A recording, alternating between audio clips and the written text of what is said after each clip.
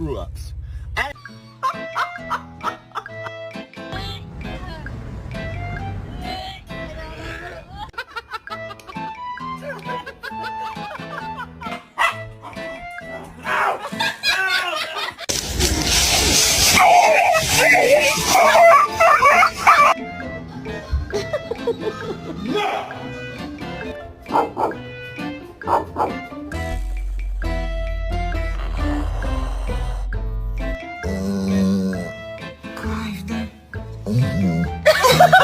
What did you do while I was gone today?